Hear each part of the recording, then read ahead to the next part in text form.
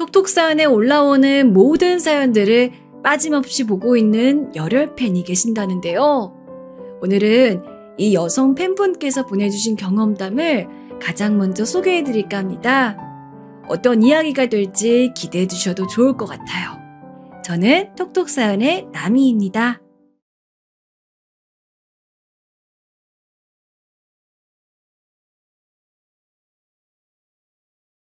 안녕하세요. 늘 즐거운 사연 앞으로도 계속해서 올려주십사 부탁드리는 심정으로 제 사연도 보내봅니다.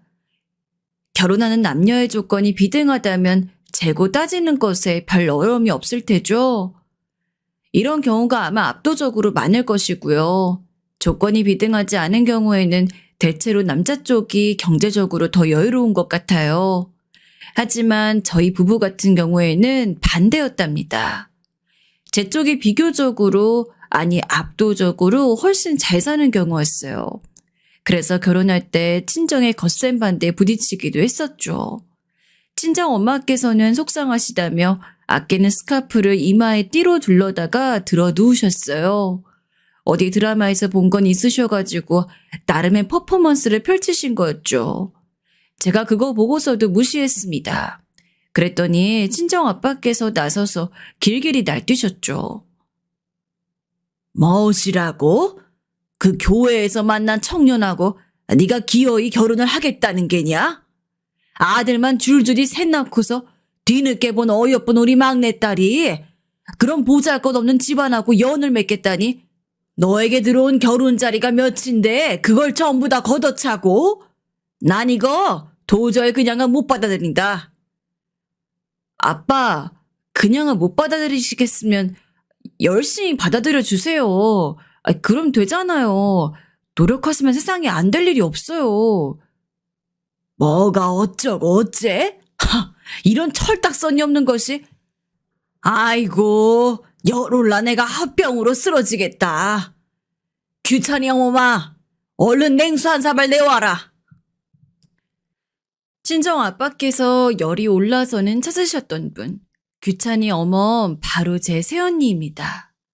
그냥 새언니 아니고 셋째 새언니이자 막내 새언니예요. 제가 위로 오빠만 셋이거든요.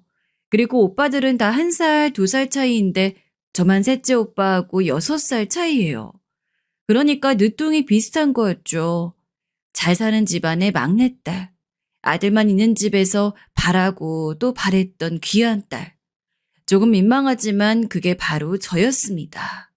오빠들은 진작 장가들을 간 상태였고 이제 저만 남았는데 설마 제가 이렇게 뒤통수를 칠 줄은 아무도 몰랐다고 그랬어요. 제가 대체로 연애를 틈틈이 하는 편이었기 때문에 남편하고 연애를 하고 있을 때에도 친정 식구들은 물론이고 각종 지인, 친구들까지 전부 저러다 헤어지겠지라고 생각했었다네요. 그런데 제가 결혼을 하겠다고 고집을 피웠으니 난리가 난 거였죠. 참고로 저희 집안 맏며느리인 큰 새언니가 친정 집안이 진짜 부유하게 잘 살고요. 둘째 새언니는 경제적으로는 대단하지 않은데 친정 식구들이 죄다 명문대만 나와서 죄다 한따까리씩 하는 엘리트 집안입니다. 그리고 막내 새언니는 그런 배경은 많이 부족하지만 본인이 정말 예쁘게 생겼어요. 연예인 뺨을 치는 수준이 아니라 연예인 멱살 잡고 끌어내려도 될 정도로 타고난 자연 미인입니다. 그러니까 막내 오빠하고 결혼했겠죠. 막내 새언니는 본인이 외모만 아니었으면 이 집안에 시집 못 왔다고 생각하고 있는 게 보이는 사람이었어요. 그래서인지 자기 시댁에 정말 충성을 다했죠. 아기 낳고 나서도 아주 저희 부모님 댁에 문지방이 닳도록 드나들었고요. 친정 부모님의 수족처럼 살았습니다. 그런데 그 모습을 보면서 친정 부모님께서는 한 번도 그러지 마라 이렇게 하시지 않았어요. 제가 듣기로는 막내 새언니의 친정집에서도 네 시댁에 무조건 잘해라 이렇게 강조를 하고 또 하고 그랬다는 것 같더라고요. 집안의 유일한 딸인 저를 친정 부모님께서는 무조건 저희 집보다 수준 높은 아주 좋은 집안에 보내고 싶어 하셨습니다. 근데 제가 가만히 생각을 해보니까요. 그런 집안에 시집을 가고 나면 제가 막내 새언니 처지가 될 것 같더라고요. 절대 그렇게 살고 싶지 않았어요. 어쩔 수 없는 눈치를 보면서 행동하고 싶진 않았죠. 그래서 전 남편을 선택한 것에 추후에 망설임이나 후회가 없었습니다. 이렇게 되면 그렇다면 남편이 자기 처가에 너무 눈치를 보며 살게 되는 거 아니냐고요? 그럴 것 같았으면 제가 남편을 안 골랐죠. 저희 남편이요. 보통 무뚝뚝하고 과묵한 게 아닙니다. 나 사실 처음에는 당신이 경상도 사람인 줄 알았어. 적어도 집안이 경상도에 뿌리를 두고 있다거나 그런 줄 알았다? 왜냐하면 너무 나긋하거나 살가운 맛 없이 무뚝뚝하니까. 딱 할 말만 짧게 하잖아. 내가 오해할 만했다고. 당신도 그렇게 생각하지? 어? 제가 이렇게 물었더니 남편이 어떻게 대답했을 것 같나요? 아예 대답도 안 했습니다. 그냥 미약한 고갯짓 한번 끄덕인 게 다였어요. 사람이 대화를 청하면 탁구공이 서로 오가듯이 핑퐁이 되어야 하는데 무슨 벽에다 대고 말하는 것처럼 다 튕겨져 나왔어요. 이런 남자가 자기 처가에 손발 딸랑거리면서 굽신거릴 것 같나요? 절대 아니었죠. 태생 자체가 가머니설과는 먼 남자였습니다. 연애 때는 이게 되게 멋있게 보였어요. 쓸데없는 소리 안 하고 제가 뭐라고 떠들든 잘 들어주고 덩치도 꽤 있는 편이라서 듬직하고 볼수록 매력이 있었네요. 친정 부모님께서 쥐뿔도 없는 사위라고 제 남편을 폄하하시며 난리 부르스를 쳐대셨지만 자식 이기는 부모 없다는 말처럼 결국에는 결혼을 해서 잘 사는 동안에도 남편의 매력은 계속되었답니다. 보면 볼수록 신기하더라고요. 저렇게 살면 입이 근질근질해서 어떻게 버틸까? 이런 궁금증이 막 생기는 거예요.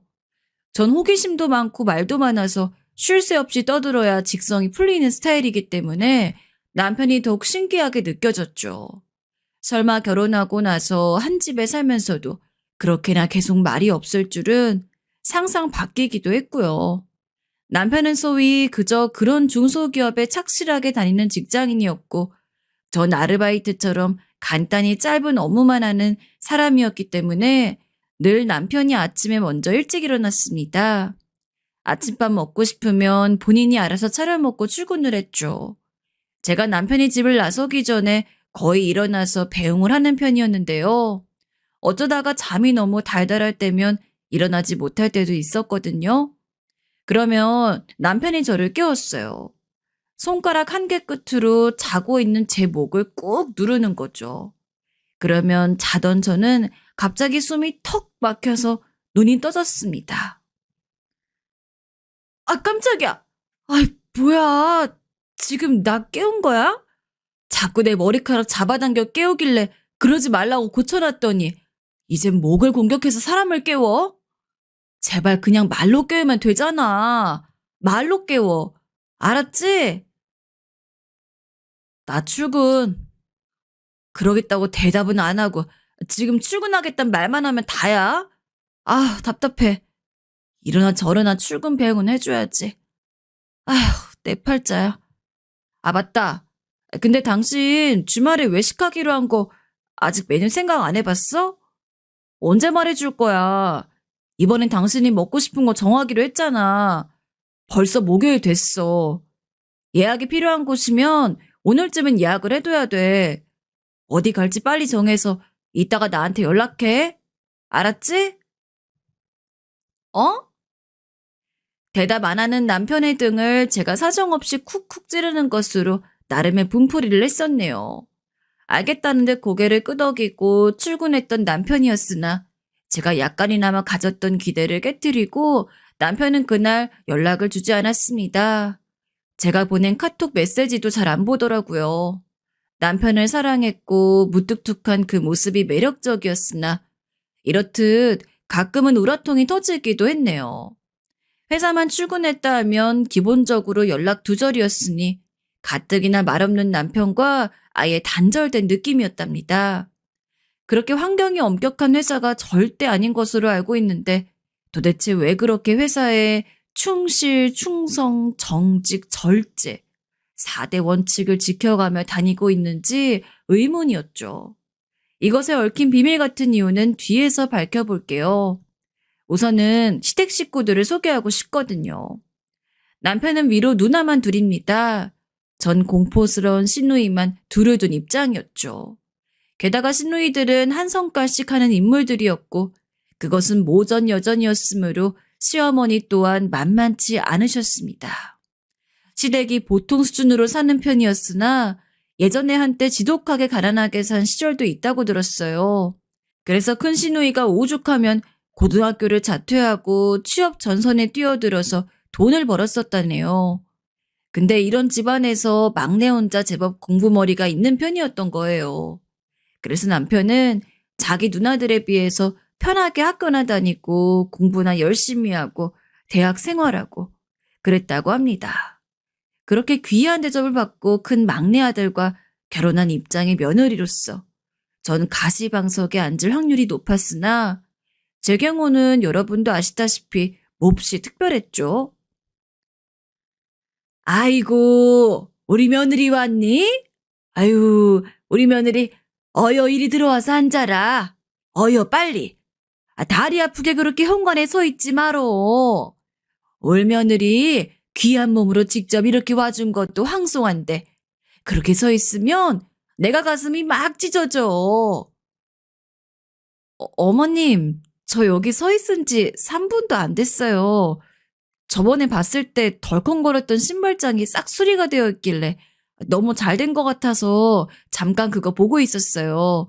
아주 말끔하네요. 그게 다 우리 며느리 덕분이지. 우리 며느리 덕분에 우리가 걱정 없이 살게 됐잖아. 내가 우리 며느리만 떠올리면 너무 감동적이어서 자꾸 눈물이 나오려고 해. 아휴, 내가 다 늙어서 주책이네. 늙었으면 빨리 뒤져야지. 울 며느리한테 이런 추태나 보이고. 에이, 아유, 그런 말씀하지 마세요. 그리고 어머님, 저 이제 며느리 말고 이름으로 불러주셔도 돼요. 혹시 그렇게 부르시는 게 힘드신 걸까봐 자꾸 마음에 걸리네요. 뭐야? 아이, 마음에 걸린다고? 아이고, 내가 우리 며느리 마음을 그렇게 만들었다니. 이래서 그냥 곱게 못 늙었으면 빨리 뒤져야 돼. 우리 집에 왔을 때 이렇듯 추레한 거 보지 말고 좋은 거만 보다 갔으면 좋겠는데. 아휴.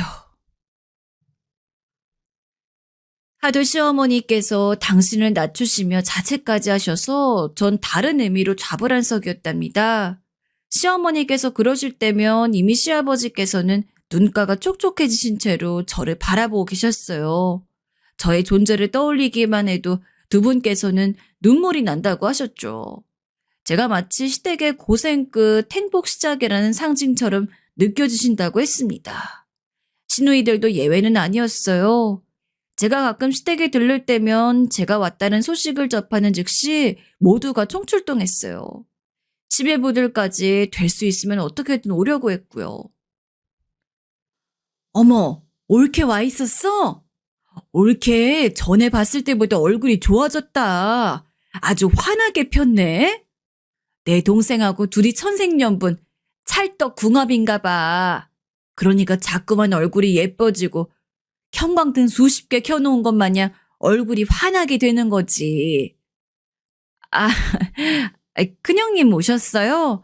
얼굴 좋아졌다고 해주셔서 감사해요. 칭찬 들으니까 좋네요. 큰형님도 점점 고와지시는걸요? 큰형님의 시간은 거꾸로 가나 봐요. 동안이 되셨어요. 그래 보여? 그렇지? 올케가 내 부탁 들어줘서 내가 꿈에 그리던 피부관리실 회원권 끊어준 게 아무래도 큰 효과가 있는 것 같아. 내 평생에 그런 좋은 곳에 다닐 줄은 몰랐어.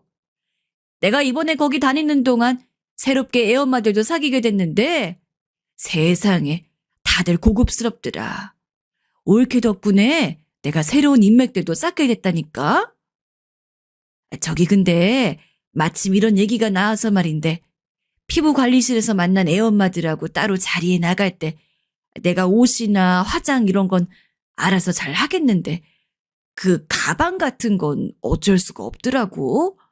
혹시 올케가 나 가방 하나만 괜찮은 걸로 장만해 줄 수 있을까? 저는 제가 베풀 수 있는 선안에서 야박하게 굴지 않고 해주려고 했던 것 같아요.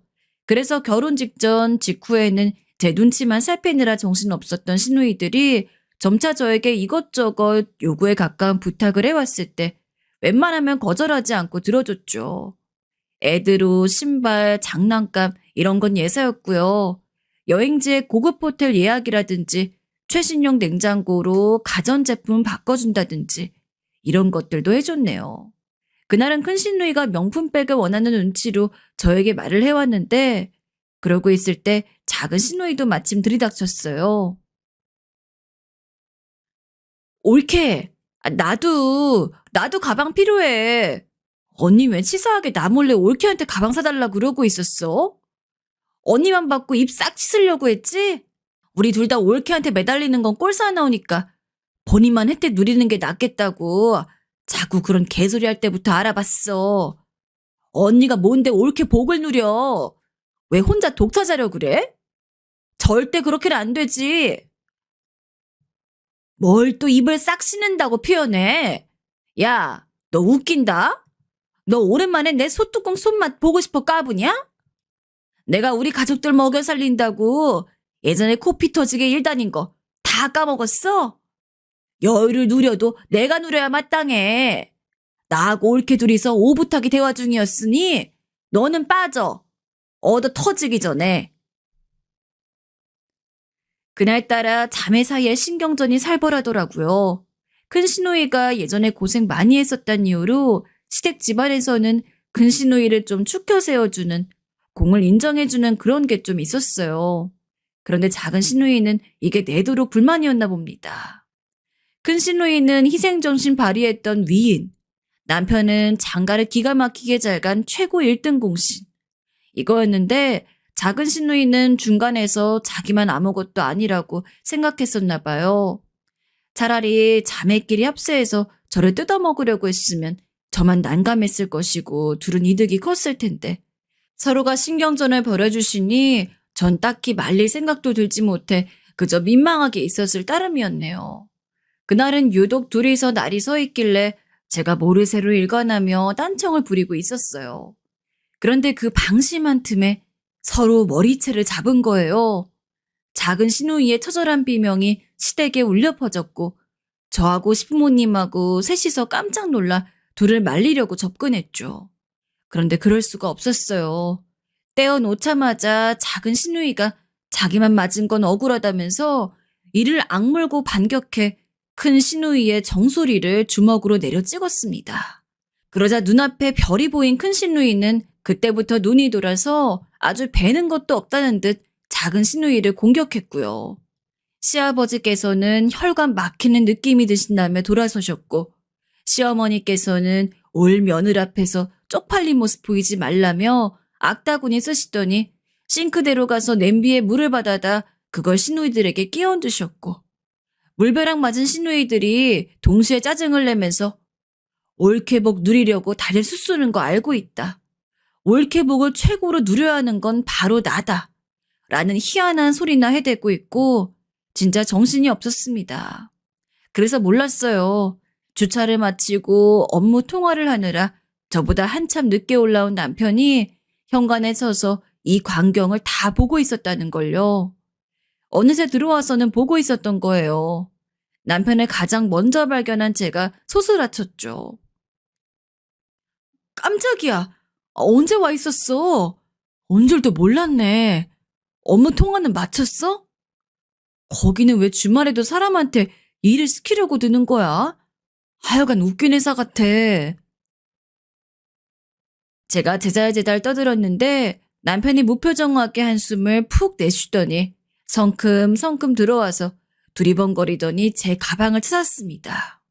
소파 앞에 올려둔 제 가방하고 휴대폰 그걸 챙기더니 저를 잡아 끌었어요. 이만 가자는 표시였죠.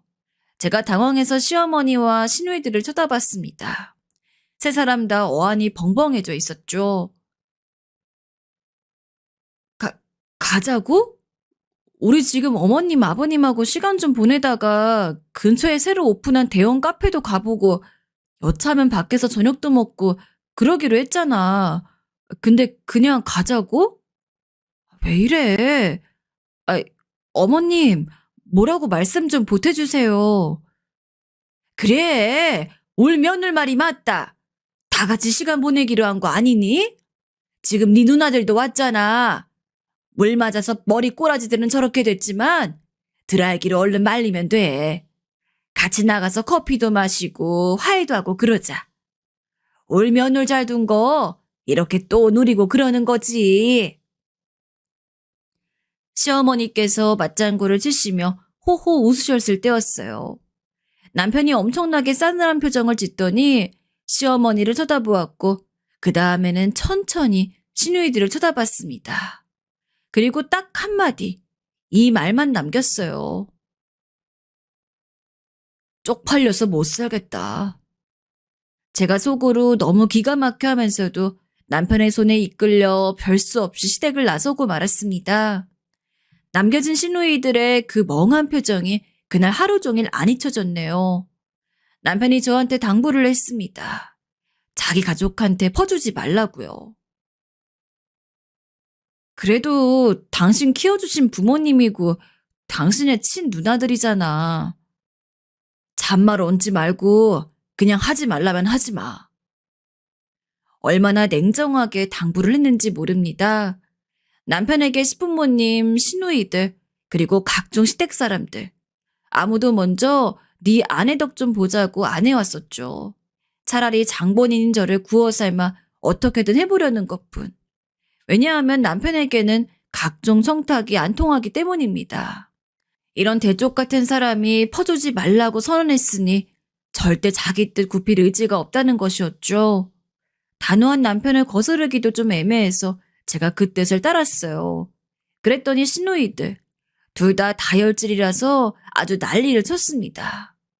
남편을 가만 안 두겠다고까지 하면서 화를 냈어요.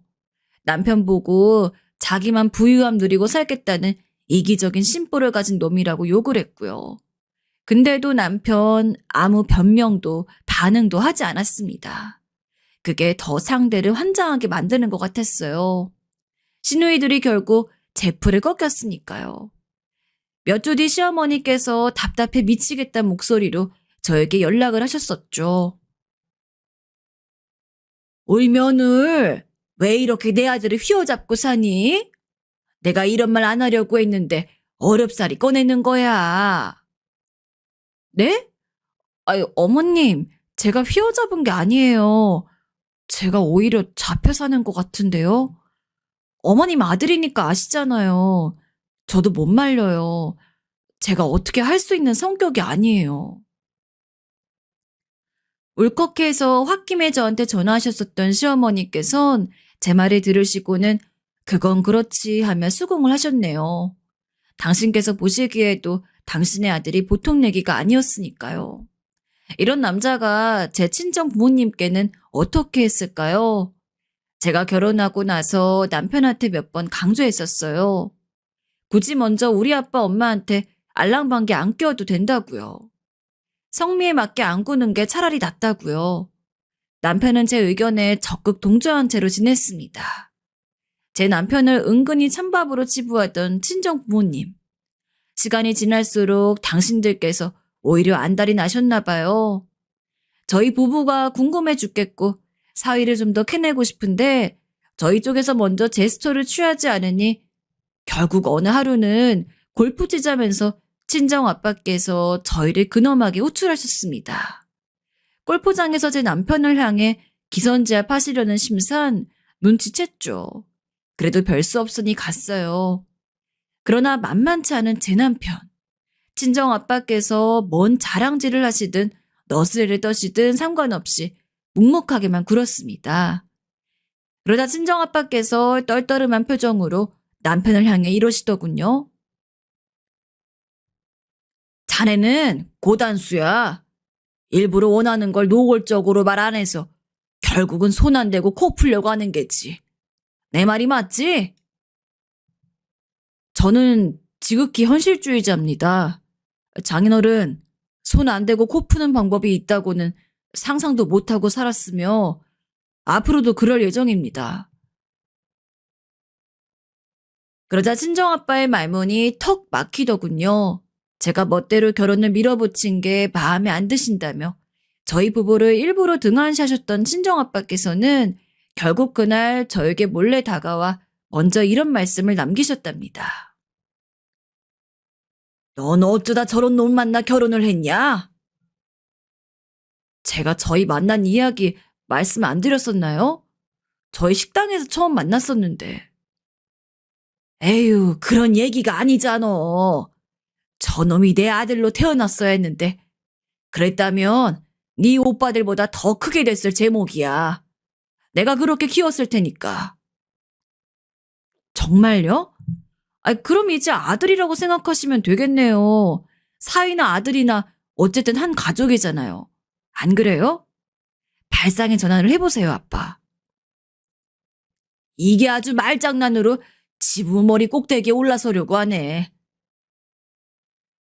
친정아빠께서는 화를 내셨지만 그날 이후로 저희 부부에게 자꾸만 관심을 가지시며 태도 변화를 보이셨죠. 친정엄마께서도 점점 제 남편을 마음에 들어 하셨어요. 온 가족이 모였던 주말 저녁 식사 자리, 친정엄마께서는 외국에 사는 지인분으로부터 받은 최고급 보석이 종류별로 박힌 머리핀을 하고 계셨어요. 그것에 꽂히셨는지 몇 날 며칠 그것만 하고 다니셨던 모양이라 들었습니다. 올림머리를 하시고는 가운데 그 커다란 보석핀을 딱 꽂으신 채 식사를 하셨고 자랑을 하고 싶으신지 그 머리핀 이야기를 꺼내셨을 때 오빠들은 건성으로 잘 어울리신다고 말했어요. 새언니들은 영화배우 같으시다, 미모가 눈부셔서 보석은 안 보인다. 이런 호들갑은 다 떨었고요. 전 그 상황이 좀 어이가 없어서 그냥 대충 괜찮네요 하고 말았는데 분위기상 이제 남편도 뭔가 한마디를 해야 할 때인 거예요. 전 남편이 과연 뭐라고 한마디를 할 것인가 그게 궁금했죠. 아마 멋지십니다. 이렇게 끝낼 거라고 예상했었는데 남편이 저를 놀래켰습니다. 여자 애기들이 공주님 왕관 노래하는 것 같습니다. 그러자마자 막내 새언니가 푸흡 하면서 크게 웃음을 터뜨렸다가 주위의 눈총을 받고서 얼른 입가에 힘을 주는 모습이 보였죠. 무심코 대답했던 남편은 당황하며 수습을 하려고 들더군요. 아, 죄송합니다, 장모님. 제가 보석에 완전히 문외한이라 형형색색 보석들이 박혀 있으니까 오히려 가치를 잘 몰라봤습니다. 남편이 정중하게 사과를 드리는 옆에서 전 내심 머리핀이 예쁘진 않지 라고 생각 중이었어요. 친정 엄마께서는 굴욕을 느끼셨던 것인지 약간 격양된 목소리로 친정아빠를 향해 이 머리핀 어떠냐고 계속 물어보셨습니다. 친정아빠께서는 여자들 치장하는 문제는 간섭하고 싶지 않으시다며 대답을 미루시다가 문득 이 기회를 놓칠 순 없다는 표정을 지으시며 이렇게 대답하셨죠. 당신, 그거 밖에선 안 했으면 좋겠어. 좀 창피해. 집에서만 하고 있으면 아무도 뭐라고 안 그래. 이번엔 제가 웃음이 슬쩍 터졌죠. 그때 막내 새언니랑 눈이 마주쳤는데 둘이 씩 웃었답니다. 어색하게 끝난 식사 자리, 이튿날 친정 엄마께서 저에게 전화를 하셔서는 남편 욕을 엄청 하셨어요. 멋대가리가 왜 그렇게 없고 뻣뻣하냐면서요. 한참 흉을 보시더니 전화를 끊으시기 전엔 이렇게 마무리를 하시더라고요. 그래도 가식적인 것보단 낫네. 나중에 들었는데 친정엄마께서 그거 머리핀 그날 이후로 안 하고 다니니까 가까운 친구분이 어라? 공작새 마냥 웃기게 생긴 머리 장식 어디 갔어? 잃어버렸어? 이렇게 물어보셨다는 거예요. 그거 듣고 친정엄마께서 속이 부글부글 끓으셨는데 그러면서도 남편이 생각나신 거죠. 머리핀이 안 예쁘고 과하게 생겨서 자칫 웃을 수도 있는 모양임을 남편이 알려준 셈이니까요. 솔직한 구석이 마음에 드셨나 봐요. 그 이후로 왠지 친정엄마께서 남편을 인정하신 듯 했어요. 집안 모임에 자꾸 제 남편도 부르시더라고요. 그 이전에는 거의 무시하셨었는데, 그리고 저는 그날 이후 막내 새언니하고 따로 연락하는 사이가 됐어요. 저한테 하는 말이 집안에서 자기만 너무 뒤떨어진 느낌이라 위축됐는데, 제 남편이 집안에 들어왔을 때 자긴 너무 신났다고 합니다. 그래서 제 결혼을 누구보다 반겼었다네요. 진작 친하게 지낼 걸 그랬나 싶을 정도로 저하고 잘 맞았어요. 막내 새언니가 아니었다면 전 실마리를 늦게 잡았을지도 몰라요. 무슨 실마리인가 하면 남편 회사의 말이에요. 당신 있잖아. 왜 주말에도 업무 전화 받아? 그게 맞는 거야? 원래 모든 회사가 다 그래? 고만고만한 중소기업의 특징이야? 제가 몇 번이고 물어봤는데 남편은 정확히 답을 안 해줬습니다. 어찌나 회사 일에 대해서는 과묵한지 저에게 회사의 이모저모를 떠들어준 역사가 없었네요. 그리고 회사만 출근했다 하면 저하고 연락이 잘 안 됐기 때문에 늘 답답했어요. 이런 점들이 원래도 신경이 쓰였는데 언제부터인가 남편이 소심 깊어 보이고 피곤해 보이고 집에 와서도 업무 메일 작성을 하고 있는 게 보이니까 걱정이 되었습니다. 제 딴엔 걱정이 되었기 때문에 이런 소리 뱉어버렸죠.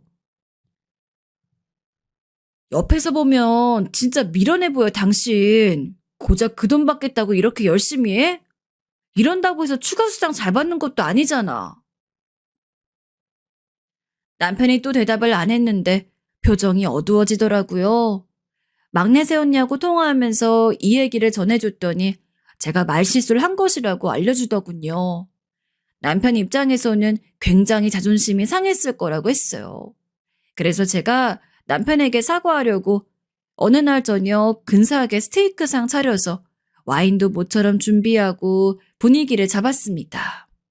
남편이 피곤하다고 빨리 자려고 하길래 말리면서 떠봤죠. 왜 그렇게 회사 일이 피곤하냐고.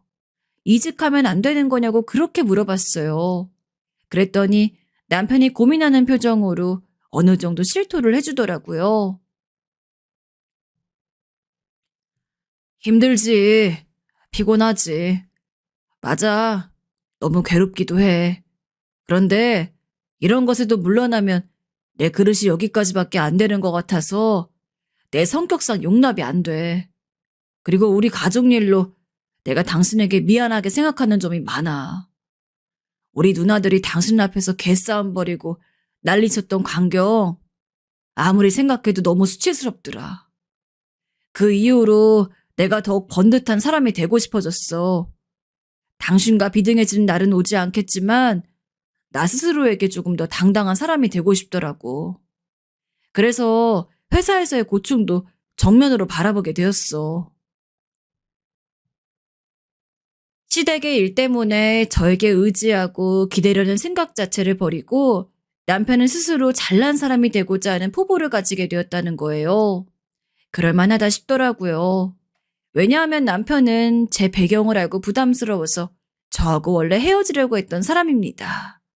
가려던 사람을 설득해서 붙잡았던 게 저였고요. 남편은 가뜩이나 저와의 배경 차이를 느끼고 부담스러워했던 사람인데 자기 가족들의 그런 면모를 마주하고 나자 너무 속상했던 거예요. 그 꼿꼿한 성격에 용납이 안 됐을 겁니다. 남편의 진솔한 이야기를 듣고 나니까 납득이 되었어요. 그래서 남편의 생각을 존중해주고 조용히 응원해주기로 했죠. 하지만 고단해 보이는 얼굴이나 심란한 눈빛 같은 걸 보면 남편에게 뭔가 풀리지 않는 고충이 있는 건 아닐까 싶어서 저도 계속 속상해했답니다. 이런 저에게 도움을 준 게 또다시 막내 새언니였던 거죠. 일적으로 시달리면 피곤해하지 심적으로 힘들어하진 않거든요. 그런 차이가 있어요. 그래서 제 생각인데요. 혹시 회사에서 사람들하고 마찰이 있는 거 아닐까요? 그럴 가능성이 있는 거라면 한번 슬쩍 떠봐요. 회사 사람들과 마찰? 맞는 것 같아요. 이제 보니까 왜 그런 쪽으로 생각을 못 해봤을까요? 제 남편의 성격이 평범하진 않았으니까요. 맞는 걸 보면 맞다고 해야 하고 틀린 걸 보고 틀렸다는 걸 말해야 하는 남편의 성격으로 밀어봤을 때 회사에서 뭔가 인간관계의 문제점을 안고 있을 가능성이 높은 것 같았습니다. 누군가의 눈에 밉보인 건 아닐까 싶어서 너무 걱정이 되었죠. 그래서 계속 남편을 떠보기 시작했어요. 혹시 회사에서 싸운 사람 있냐? 같이 일하는 사람들과는 사이 괜찮냐? 이렇게 많이 물어봤는데 세상에 또 대답을 안 해주는 거예요. 답답해서 미쳐버리는 줄 알았습니다. 근데 자꾸 고단함이 묻어난 눈빛으로 밤마다 한숨을 쉬고 있으니 제가 어떻게 신경을 안 쓰겠어요. 그래서 결국 안 쓰려고 했던 방법을 쓰게 되었죠. 내가 이 방법을 써서 당신 입을 열고 싶지 않았는데 별 수 없네. 당신 자꾸 이러면 내가 뒷조사 같은 거에서 당신의 회사 생활 알아낼 거야. 나 한다면 할 수 있는 사람인 거 당신도 충분히 알지? 뭐? 절대 그러지 마. 그냥 내가 얘기해 줄 테니까 그렇게 하지 마. 그러면 나는 앞으로 당신 못 믿게 될지도 몰라.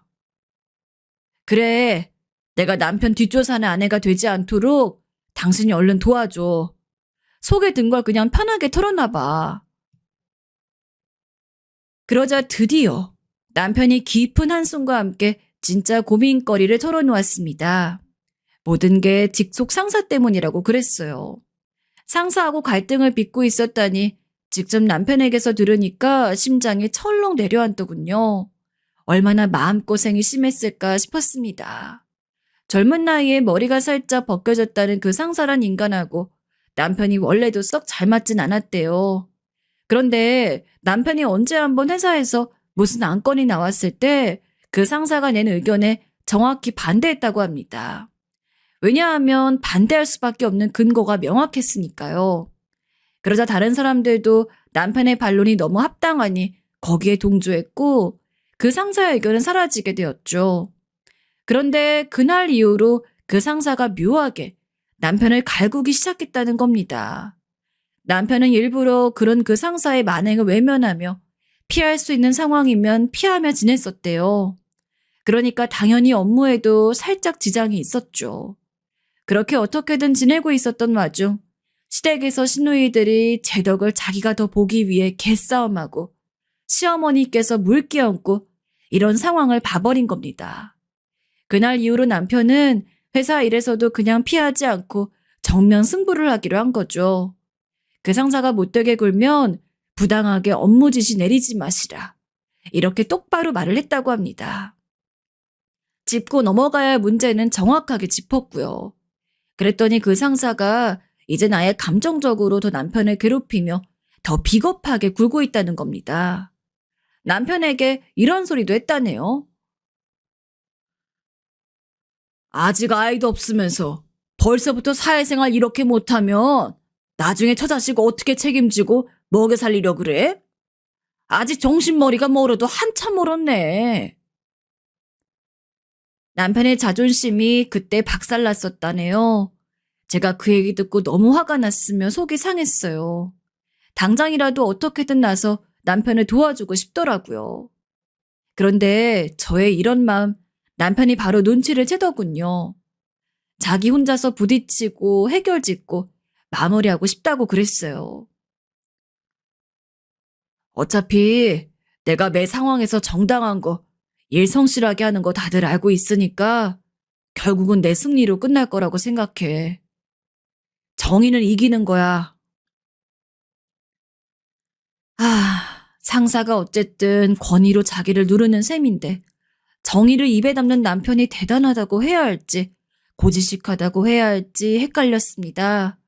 도와주고 싶은 마음이 안 사라져서 제가 시무룩해 있으니까 남편이 다시 저를 다독였어요. 여기는 자기 세상이라고 하더군요. 그 말뜻이 뭔지 전 금방 알았습니다. 남편의 세상, 남편의 영역, 그걸 지켜주고 존중해주기를 남편은 저에게서 바라는 것이었죠. 전에 없이 말 길게 하면서 저에게 털어놓은 것만으로도 남편은 후련하다고 그랬고요. 그래서 제가 웃으면서 다짐했어요. 알았어. 난 당신 믿어. 당신이 알아서 잘 이겨낼 테니까 난 앞으로 당신을 위한 내조의 여왕으로 거듭날게. 남편은 미심쩍게 저를 쳐다봤지만 저는 요리 공부를 시작했습니다. 가사노동에 취약했던 제가 집안일에도 신경을 썼고 인테리어도 직접 만지기 시작했고요. 도시락도 틈틈이 쌌네요. 처음에는 도전 정신으로 한번 싸봤던 도시락이었는데 점점 재미가 붙었어요. 남편이 아무 군말 없이 제가 도시락을 주면 챙겨가는 스타일이라서 좋았습니다. 말소 적은 게 이럴 때는 너무 좋더군요. 맛있었어? 잘 먹었어? 응? 당신 도시락 먹는 사람들끼리 모이는 구역이 있다면서 거기서 먹는 거잖아. 거기서 당신 도시락이 제일이지? 내가 싼 게 제일 맛있게 생겼지. 어? 이렇게 물어도 대답을 잘 안 해주니 이런 건 좀 열이 받았지만 어쩔 수 없었네요. 뭐라고 칭찬 좀 해주면 어디 덧난답니까? 그래도 도시락통을 매번 싹 비워서 오는 걸 보면 뿌듯했답니다. 부부간의 새로운 유대감이 생기는 것 같았어요. 막내 새언니의 조언과 도움도 매번 많이 받았죠. 저하고 친해지면서 막내 새언니는 자신감이 생겼다 그랬어요. 그 이전까지는 자기 친정 수준이 부족해서 주눅이 들었는데 이제는 난 얼굴이 대신 예쁘고 이 엄청난 걸 유전으로 물려줄 수 있으니까 나도 한몫 크게 하는 사람이다. 이렇게 생각을 하게 됐다네요. 실제로 막내 새언니가 낳은 조카가 아기 때부터 이목구비가 정말 예뻤어요. 막내 새언니가 날이 갈수록 당당해지자 제 친정 부모님께서는 몹시 떨떠름해 하셨고 뒷배에 제가 있다는 것을 의심하셨으나 별 말씀은 못하셨답니다. 날이 갈수록 저희 부부를 인정하고 계시던 참이었으니까요. 저보고 결혼 잘했다고 생각하고 계신다는 것을, 제 남편을 점점 마음에 들어하고 계시다는 것을 저는 느낄 수가 있었네요. 남편이 힘든 걸 내색 안 하려고 들고 말을 안 해서 속상하긴 했지만 이젠 재촉하지 않고 남편이 먼저 말해줄 때까지 기다릴 생각이었어요. 이런 스스로를 두고 나는야 내조의 여왕 이러면서 즐거이 지내던 어느 날이었습니다. 유독 남편이 피곤해 보이던 시기이기도 해서 점심시간에 제가 깜짝 방문할 계획을 짰어요. 일부러 도시락에 밥만 가득 넣었죠. 남편이 열어보고 황당해할 때 제가 반찬만 가득 담긴 통을 가지고 등장할 예정이었습니다. 차에는 남편의 동료들에게 돌릴 비싼 간식거리도 준비한 참이었어요. 시간 여유롭게 도착해서는 일단 내부 파악부터 하려고 건물에 올라가 봤어요. 여러 업체가 같이 쓰는 건물이었고 남편 회사는 5층을 통으로 쓰고 있었습니다. 그렇게 5층에 딱 엘리베이터 타고 내렸는데 그러자마자 그 층의 복도 끝에서 제가 남편을 봤어요. 누군가를 따라 계단 쪽으로 가더니 시야에서 사라지더군요. 제가 무심코 그쪽을 따라가 봤죠. 그랬다가 어이없는 상황을 목격했습니다. 단박에 남편과 있는 사람의 정체를 알 수 있었어요. 약간 벗겨진 머리에 성질 더러워 보이는 인상의 남자가 바로 그 상사인 게 틀림없었습니다. 너 이 새끼야, 넌 네 상사가 우습냐? 왜 그렇게 눈가를 공손하게 관리하지 못해? 넌 상명하복이라는 기본도 안 돼 있어. 이런 새끼도 군대를 나왔으니 우리나라가 개판인 거야. 너 같은 게 바로 우리나라 사회를 갉아먹는 버러지야. 업무에 잡다 늘어놓으실 거면 전 이만 자리로 가보겠습니다. 곧 점심시간이라 그 전에 끝마쳐 놓고 싶은 게 있어서요. 한참 내가 말하는데 어딜 끼어들어? 이 건방진. 너 자꾸 뭘 믿고 까부냐? 너 진짜 잘리고 싶냐? 내가 너 업무평가 개판으로 써서 완전히 망쳐놓을 거야. 그 상사는 그렇게 소리를 지르더니 눈깔이 마음에 안 든다고 중얼거리면서 제 남편의 뺨을 때렸습니다. 피가 거꾸로 솟는다는 느낌을 자각하기도 전에 저는 그쪽으로 가까이 다가가며 외치고 말았어요. 야, 너 뭐야? 네가 뭔데 내 남편을 때려? 저도 모르게 소리를 질렀죠. 발을 들인 계단 쪽은 물론이고 복도에도 제 목소리가 울려 퍼졌습니다. 전 제가 목청이 그렇게 좋은 걸 그날 처음 알았네요. 남편이 기겁하며 저를 쳐다보더니 금세 침착하게 말했습니다. 여, 여긴 어떻게, 일단 가. 별일 아니야. 당신이 일단 가. 차 가지고 왔지? 주차장에 가 있어. 내가 좀 이따가 금방 갈게. 가긴 뭘 가! 안 가! 못 가! 당신이야말로 저리 가. 빠져 있어. 하지만 이미 저는 눈에 뵈는 게 없었습니다. 제가 만만한 인물일 것 같았으면 제 부모님의 딸이 아니었죠. 남편 같은 남자를 배우자로 점찍지도 않았을 테고요. 전 한참 덩치도 작은 주제에 그 상사에게 바짝 다가가서 눈을 매섭게 떴습니다. 그러자 그 상사가 저를 비웃으며 코웃음 치는 소리를 내더군요. 야, 네가 바로 내 남편을 그동안 갈궈댄 그 비열하고 치사한 놈이지? 감히 내 남편에게 잘리고 싶냐니 뭐냐니 우는 애? 뺨을 때려? 야, 너야말로 잘리고 싶니? 이 여자가 아주 웃기는 여자네. 이 보세요. 자기 남편 직속 상사한테 이래도 되는 겁니까? 내가 누군지 알고 이러는 거 맞으세요? 그리고 어디다 대고 반말이야.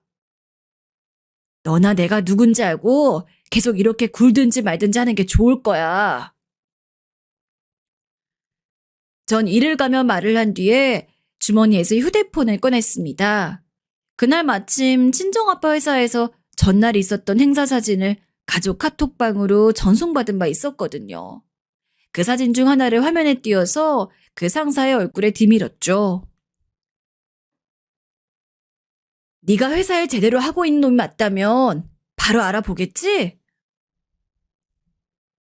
그 사진은 친정아빠 회사의 정문에서 기념으로 찍은 것이었습니다.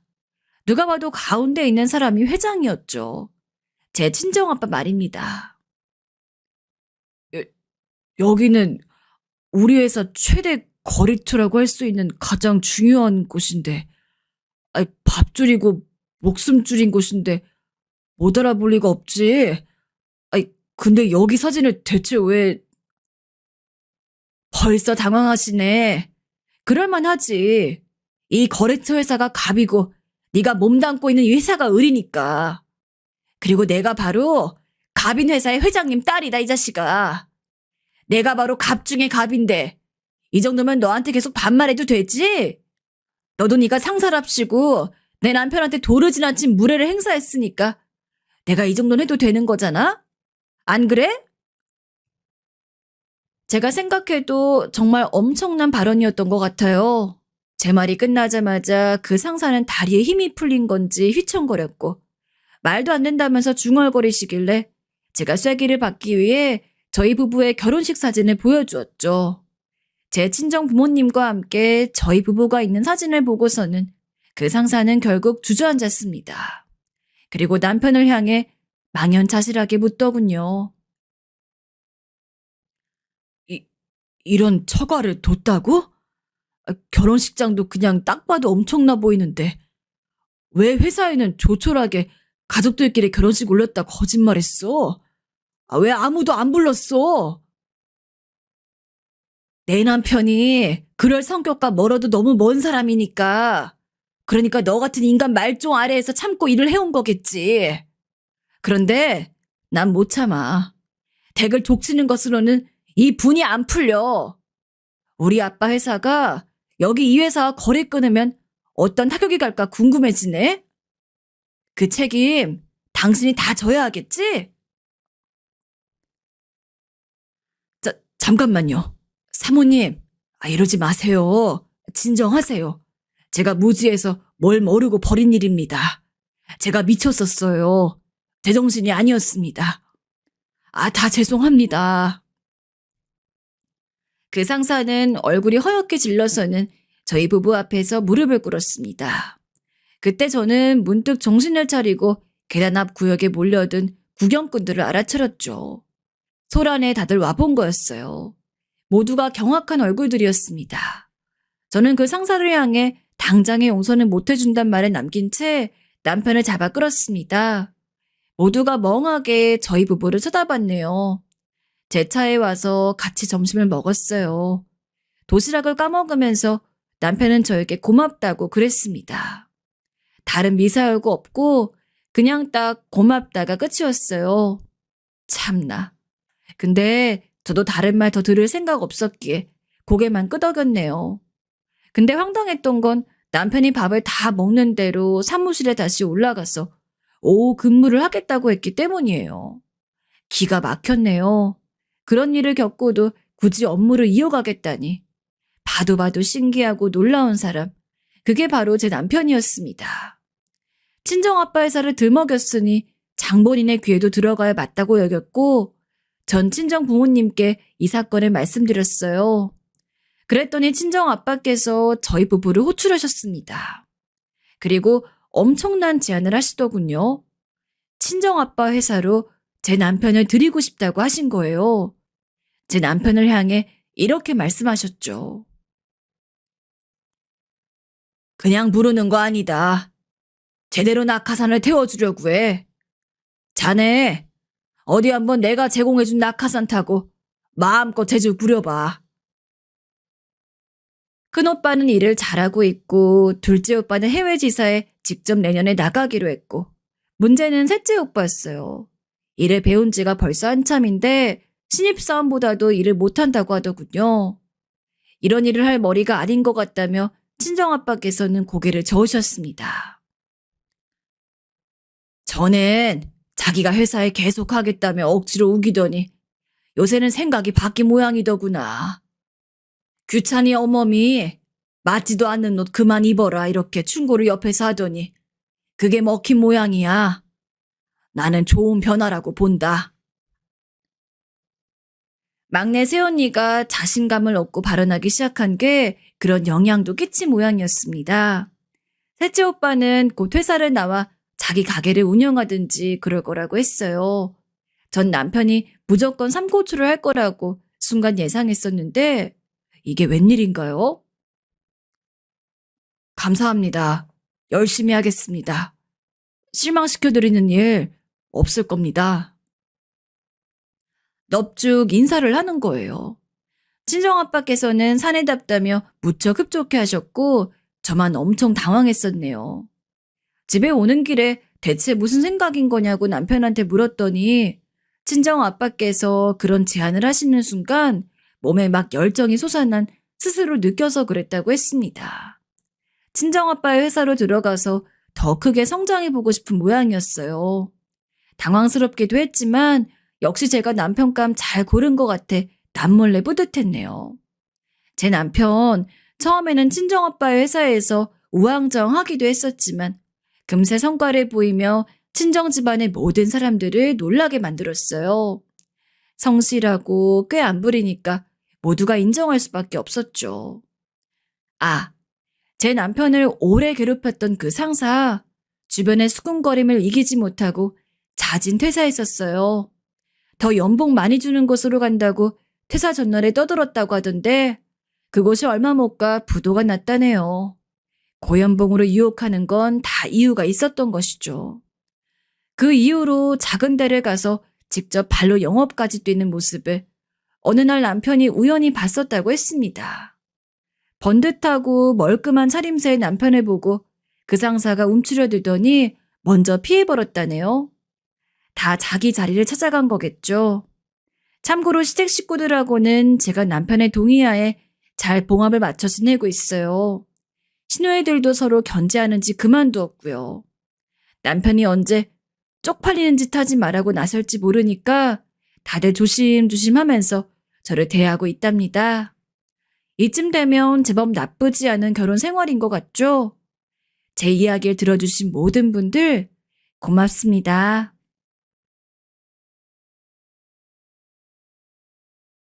남편은 요새 젊은 사람들 치고는 무려 형제가 4명이나 있는 집의 장남이었습니다. 외동딸인 저로서는 집에 그렇게 사람이 많고 북적북적하다는 것 자체가 너무 신기했는데 무엇보다도 놀라웠던 점은 남편은 성장하면서 한 번도 형이나 동생들과 싸운 적이 없다고 하더라고요.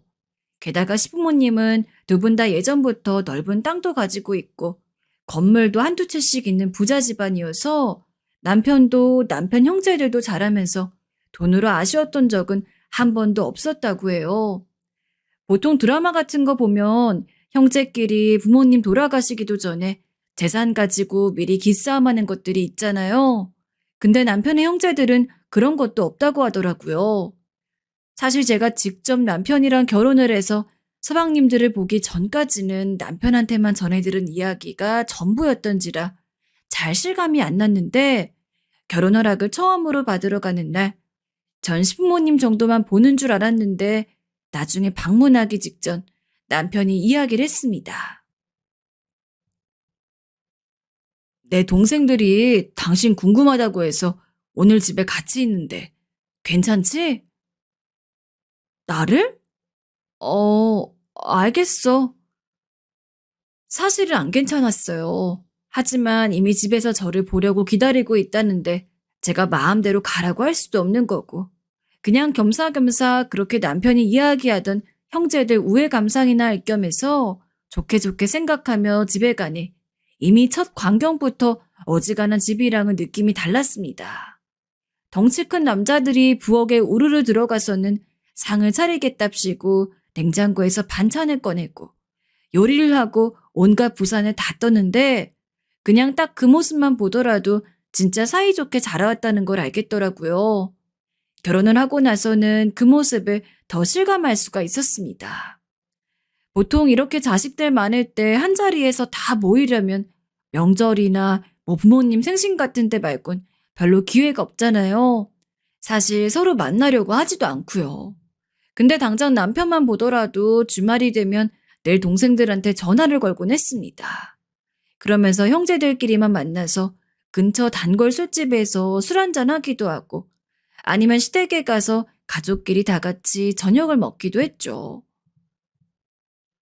당신 원래 이렇게 서방님들이랑 자주 만나? 어.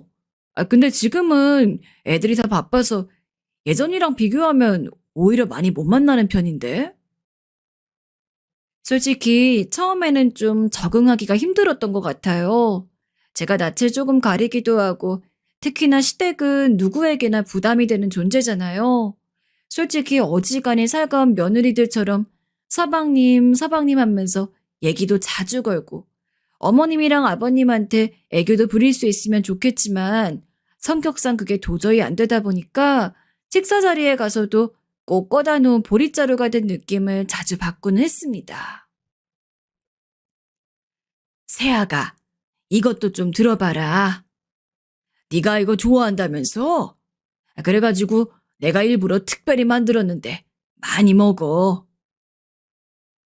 물론 시부모님은 참 다정한 분이셨습니다. 불행 중 다행이죠. 제가 아마 그 분위기에 잘 어울리지 못하고 있다는 거를 아셨던 것 같습니다. 그래서인지 저를 더 챙겨주시려 했던 것 같아요. 게다가 서방님들도 형수님 하면서 제가 어떻게든 대화에 낄 수 있게 도와주기도 하고 나중에 들어보니까 남편한테 슬쩍 이런 이야기도 했다고 하더라고요. 형수님은 이런 거 안 좋아하실 수도 있으니까 형이 나중에 슬쩍 물어보고 잘 챙겨드려. 우리야 뭐 아무 때나 만날 수도 있는 건데 굳이 자주 볼 필요는 없으니까. 그래도 사람이 노력하면 뭐라도 된다고. 어느 정도 시간이 지나니까 저도 그래도 동서들이랑 반쯤은 친구처럼 이야기도 하고 시부모님에게도 예전보단 조금 애교스러운 말도 할 수 있게 되고 서방님들도 과거보다 훨씬 더 편해져가지고 이젠 가끔 심심하면 남편한테 먼저 우리 시댁에 가서 저녁이나 먹을까? 하고 제의하게 되더라고요. 평생 북적북적함과 거리가 먼 인생을 살아와서 그런지 이렇게 화목하고 분위기 좋은 가정 환경에 함께 어울릴 수 있다는 게 좋았던 부분도 있는 것 같아요. 하지만 문제 아닌 문제가 있었습니다. 거의 1, 2주에 한 번씩 시댁에서 온 가족이 다 모여 식사를 하면서 분위기도 좋고 다 좋았지만 그 와중에 시부모님이 너무 자주 다투셨다는 겁니다. 내가 이 요리에는 후추 뿌리지 말라 그랬잖아요. 대체 몇 번을 이야기 알아들어요? 아니, 그까짓 거 좀 까먹을 수 있지. 내가 요리에 후추 하나 뿌렸다고 이렇게 큰 소리 들어야 돼? 아니, 그니까 처음부터 뿌리지 않으면 되지. 왜 뿌려서 이 사단을 만들어요? 그럼 앞으로 당신이에요. 이 사람 정말 기껏 부엌에 들어가서 요리했더만 자식들이랑 며느리 앞에서 이래야 해요? 아휴. 싸우는 이유가 엄청 중요하기라도 한 거면 말을 안 합니다. 두 분이 다투시는 거 자세히 들어보면 정말 남들은 애초에 싸우지도 않을 만한 무척 사소한 일로 자주 다투셨어요. 너무 자잘해서 기억도 안 나는 게 태반인데 그나마 너무 이상해가지고 생각이 나는 것들만 몇 가지 이야기하자면 한 번은 두 분이서 거실에 앉아 빨래를 개고 계셨습니다. 그리고 저는 동서들과 설거지를 하고 있었고 서방님들은 방 청소를 하고 있었어요. 근데 갑자기 거실에서 또 평소처럼 투닥투닥 다투는 소리가 나길래 가서 들어보니 시아버지가 빨래 하나 뒤집어서 갠 모양입니다.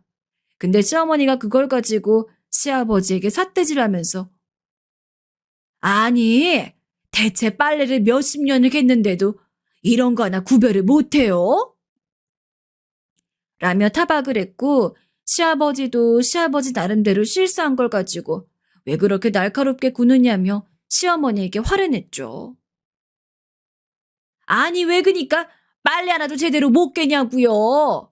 아이고, 답답해. 뭐야? 이 사람이 지금 누구 보고 답답하대? 당신 요리 솜씨 별로인 거, 청소 제대로 못하는 거 여태껏 참아준 사람이 누군데? 뭐라고요? 누가 뭘 못해요? 지금까지 잘만 먹어놓고서는 이런 어이없는 양반을 봤나? 그나마 서방님들이 일찍이 말렸기 때문에 두 분의 싸움은 그런 식으로 일단락됐지만 정말 그 사이에서 뭐라 해야 할지 너무나 뻘쭘하고 민망했어요. 이후에도 솔직히 두 분 사이가 그렇게 좋아 보이진 않았습니다. 딱 봐도 그때 싸운 여파로 냉전 관계가 이어지는 것 같았죠.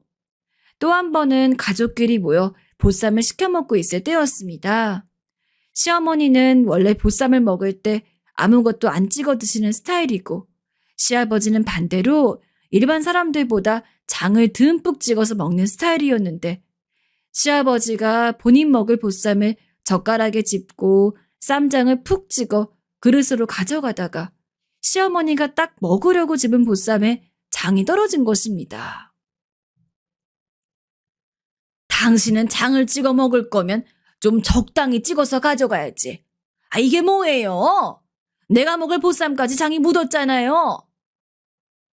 아니, 장 묻어 먹기 싫으면 내려놓고 다른 거 먹으면 되지. 뭘 그렇게 유난이야, 유난은? 유난이라뇨? 내가 싫으면 싫은 거지 말도 못해요? 누가 말하지 말래? 그렇게 신경질 내면서 말하니까 짜증난다는 거지. 왜 그렇게 사람이 매사 승질이야? 그날도 서방님들이 두 분을 말리느라 애쓰고 점 한두 번이야 그냥 조금 예민하셔 그런 거겠구나 싶어도 매번 만날 때마다 그런 식으로 싸우는 모습을 보고 있자니 왜 두 분은 나한테도 잘해주시고 다른 동서들한테도 잘해주시고 남편이나 서방님들한테도 좋은 부모님인 것 같은데 정작 두 분은 사이가 안 좋으신 거지 라는 의문이 들더라고요. 여보, 혹시 어머님이랑 아버님 사이가 별로 안 좋으셔? 어째 우리가 밥을 먹으러 갈 때마다 싸우는 것 같은데. 너무 궁금해서 참다가 나중에는 제가 남편한테 물어봤습니다. 그래도 남편은 아들이니 부모님이 왜 그렇게 자주 싸우는지 알 것 같아서요. 그랬더니 아니나 다를까 남편은 다 안단 듯이 고개를 끄덕이면서 저한테 이야기를 해줬습니다. 두 분 젊었을 적에 아버지가 어머니한테 좀 잘못을 해서 그래. 아버님이? 무슨 잘못을? 아휴, 말하자면 긴데 말이야. 시아버지는 연세가 있으신데도 불구하고 굉장히 잘생기신 얼굴이었습니다. 게다가 옛날 사람 같지 않게 키도 크시고, 저도 처음에 시아버지 얼굴을 봤을 때 인기 정말 많으셨겠다 하고 생각을 했거든요. 근데 잘생긴 사람은 얼굴값을 한다는 게 옛날부터 전해져 오던 말인 건지 실제로 시아버지가 시어머니랑 결혼을 한 지 얼마 안 되었을 시절. 그러니까 젊으실 적에 여자들이 꽤나 따랐다고 합니다. 결혼을 했는데도 말이죠. 뭐 그냥 여자들이 시아버지를 좋아하고 마음에 담아두는 거야 누가 뭐라 할 수가 없겠지만 문제는 시아버지도 그런 인기를 즐기셨던 모양이에요. 여자들이 시아버지를 부르면 시어머니한테 말을 안 하고 나가서 놀다가 들어온다든가 심지어는 몇몇 여자들한텐 본인이 결혼했다는 사실을 숨겼다고 하더라고요. 이걸 다행이라고 해야 할지 아니라고 해야 할지 모르겠지만 일단 두 집 살림 같은 건 전혀 안 하셨다는 게 확실한데 그렇다고 해서 바람을 피지 않은 거라고 하기에도 참 애매모호하고 근데 문제는 우리 엄만 이 사실이 드러나기 전까지 정말 아버지가 그런 행동을 하고 있을 거라고는 상상도 못 하셨어. 워낙 아버지를 철석같이 믿으셨거든. 근데 엄마가 알게 된 계기가 참 엄마와 예전부터 친한 친구가 있었는데 아버지가 하필 그 친구랑 바람을 피셨나 봐. 사랑한다 어쩐다 말도 하고 마침 그 친구네 집에 놀러 갔던 우리 엄마가 그 장면을 딱 목격하면서 알게 된 거지. 아버님이 너무하셨네. 아무리 그래도 바람은 아니지. 아무튼 그래서 그 사건 때문에 두 분이 사이가 안 좋으신 거야? 그렇지 뭐. 그 일 뒤로 아버지가 특별히 어머니한테 사과를 제대로 한 것도 아니고.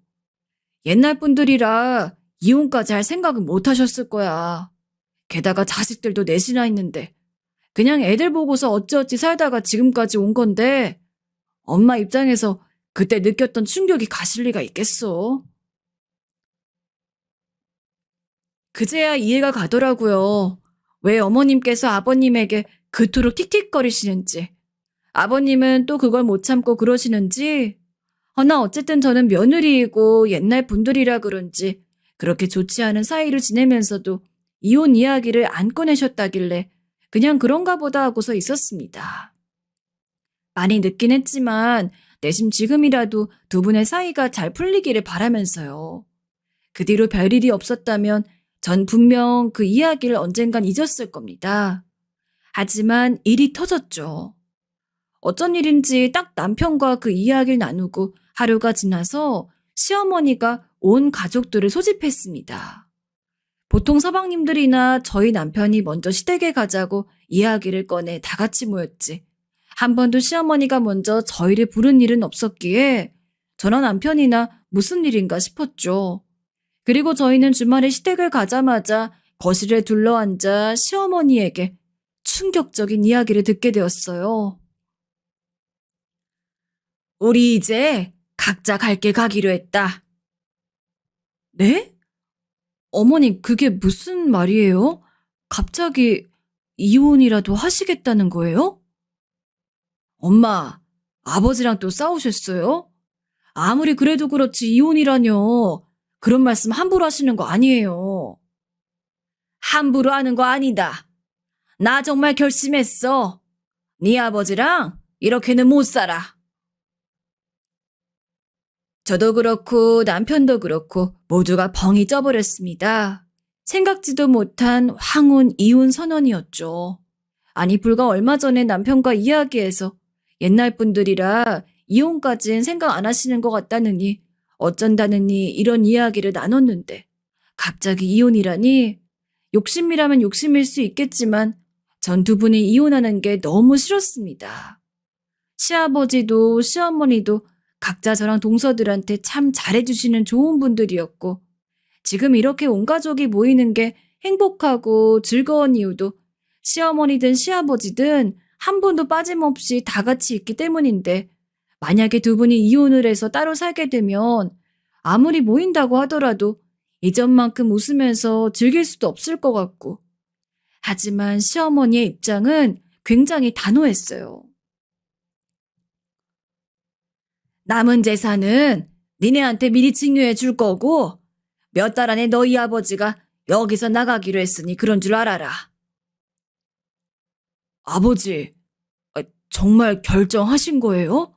아니, 말씀을 해보세요. 그래, 그러기로 했다. 니들한테 미안하다. 근데 다들 결혼했고 잘 살고 있으니 우리가 따로 산다 해서 니들한테 뭐 피해가는 거 없으니 홀가분한 마음으로 하련다. 아버지, 아니 무슨 일이 있으셨던 건지 말씀이라도 해주세요. 저야 며느리니까 직접적인 가족이 아니지만 그런데도 불구하고 너무나 충격적이었는데 남편이나 서방님들 얼굴을 슬쩍 보니 진짜 뒤통수 맞았다는 느낌이 역력하더라고요. 그 누구도 두 분이 이혼할 거라고는 예상치도 못한 느낌이었습니다. 그런데 어머님께서 그때 아버님을 보시더니 버럭 화를 내시며 이런 말씀을 하시더군요. 나 그간 정말 참고 살았다. 나 알아서 지금까지 이렇게 참고 살 수 있었던 거야. 근데 이 양반은 그런 거 고마운 거 하나도 모른다. 그거에 아주 질려버렸어 내가. 어머니 말씀에 저희는 또 한 번 폭탄이 터질 것 같아 숨을 죽였습니다. 아니나 다를까 아버님이 바톤을 이어가셨죠. 나도 마찬가지야. 질리긴 누가 질려? 나도 당신 참아주느라 머리가 다 빠졌어. 새야지 머리 안 보여? 이거 다 누구 때문인데? 그건 생각 못하고 맨날 옆편애가 돼서 남편한테 이래라 저래라. 당신이 나 남편 취급은 해준 줄 알아? 결국 또다시 싸움이 일어날까 저희가 겨우 말렸어요. 그날 그런 폭탄 발언을 듣고 애매하게 자리가 파해서 집에 가는데 운전을 하는 내내 남편도 영 심란한 얼굴로 한숨만 쉬고 집에 도착해서도 계속 시어머니랑 시아버지가 신경이 쓰이나 보더라고요. 어머니가 이제 참다가 터지셨나 보네. 마지막으로 나까지 결혼했으니까 헤어져도 될 것 같다고 생각하셨나 보다. 그러고는 애써 웃는 얼굴로 그렇게 이야기를 하는데 남편이 안쓰러운 것도 안쓰러운 거지만 저도 신부님이 다시 예전처럼 사이가 좋아지길 바랬기 때문에 혼자서 이 사태를 어떻게 해결해야 될지 많은 고민을 했던 것 같아요. 물론 두 분 젊었을 적의 문제에 대해서는 시아버지가 100번 잘못했다고 생각합니다. 그래도 제가 보기에는 시어머니도 시아버지가 바람을 핀 것 자체가 속상하고 서러웠을 수도 있겠지만 그것보다도 시아버지가 제대로 된 사과조차 안 했다는 게 더욱더 마음의 응어리로 남았다고 생각하거든요. 시간이 많이 지나긴 했어도 지금이나마 시아버지가 정말로 진심 어린 사과를 시어머니에게 한다면 잘 풀릴 수 있을 것 같은데. 그러다가 문득 동서될 생각은 어떨까 싶어서 평소 유독 친하게 지냈던 셋째 동서에게 전화를 걸었죠.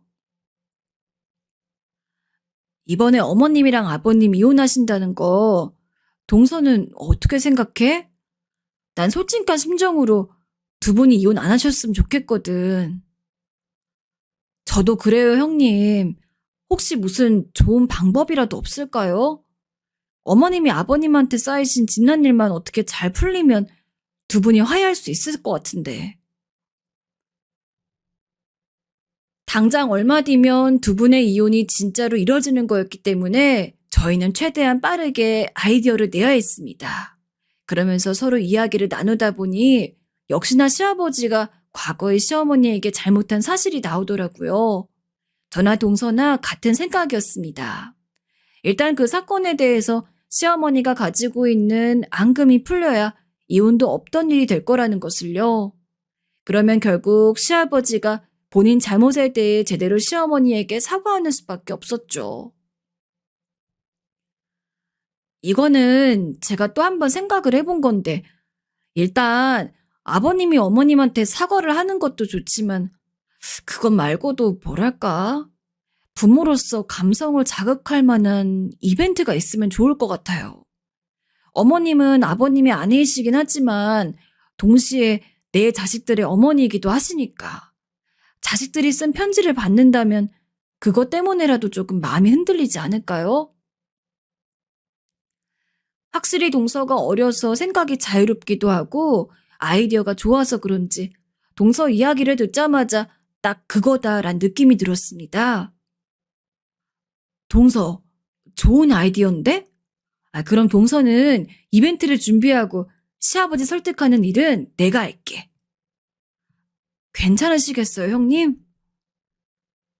사실 지금껏 결혼하고 나서 시아버지와 단둘이 밖에 나갔던 적은 한 번도 없었습니다. 너무 어색하고 손발이 오글거렸지만 그래도 목표로 하는 것이 있었기에 최대한 어색하지 않은 척 준비를 끝마치고 시아버지에게 연락을 드렸어요. 아버님, 저랑 오붓하게 데이트나 할까요? 데이트? 우리 둘이서 말이냐? 시아버지도 제가 이런 요구를 할 성격이 아니라는 걸 아는지 나와 계시면서도 얼떨떨한 표정이시더라고요. 일부러 모르는 척 시아버지 팔에 팔짱을 끼고 거리를 조금 걷다 다리가 아프단 핑계를 대며 카페에 들어갔습니다.